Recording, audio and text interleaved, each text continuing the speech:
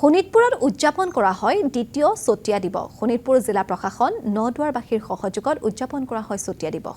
1942 চনৰ 20 আগষ্টত চতিয়া থানাত প্ৰথমবাৰ ত্ৰিৰংগ পতাকা উত্তোলন কৰি দিনটোৰ স্মৃতিত উদযাপন কৰা হয় এই দিৱস। আজি ঐতিহাসিক চতিয়া থানাত উত্তোলন কৰা হয় এই পতাকা। স্বাধীনতা সংগ্ৰামৰ শ্বহীদসকললৈ জ্ঞাপন কৰা হয় শ্ৰদ্ধাঞ্জলি। দিনটোৰ লগত সংগতি ৰাখি প্ৰদৰ্শন কৰা হয় এখন আখ্যান নাটকো। উপস্থিত থাকে স্থানীয় বিধায়ককে ধৰি বহুকেইগৰাকী গণ্যমান্য ব্যক্তি। এইটো ফ্ৰেম আচলতে তই পাব লাগিছিল।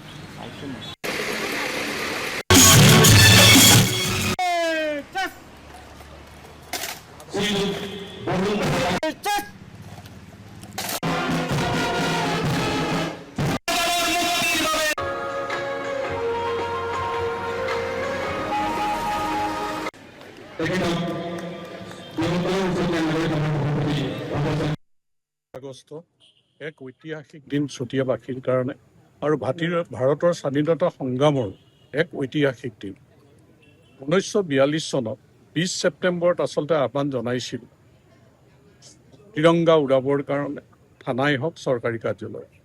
কিন্তু ৰূপকোঁৱৰ জ্যোতিপ্ৰসাদ আগৰৱালা বা সেই সময়ৰ যিসকল স্বাধীনতা সংগ্ৰামৰ নেতৃত্ব বহন কৰিছিল, বিমান বৰা, ডিম্বেশ্বৰ হাজৰিকা, বিজয় চন্দ্ৰ ভানুমতী বা বহুকেইজনে, তেখেতসকলে আগতীয়াকৈ 20 আগষ্টৰ দিনটোতে চতিয়াত তেখেতসকলে পতাকা উৰুৱাৰ সিদ্ধান্ত লৈছিল। আৰু সেই দিনটোত জামুগুৰি, নাগশংকৰ, চতিয়া, বিশ্বনাথ চাৰিআলিৰ পৰা হাজাৰ হাজাৰ মানুহ আহি এই চতিয়া থানা ঘেৰাও কৰি লৈ ইয়াতে সভাপতি বিমান বৰা ডাঙৰীয়াৰ সভাপতিত্বত সিদ্ধান্ত গ্ৰহণ কৰে যে ইউনিয়ন জেক নমাই ত্ৰিৰংগা উৰাব।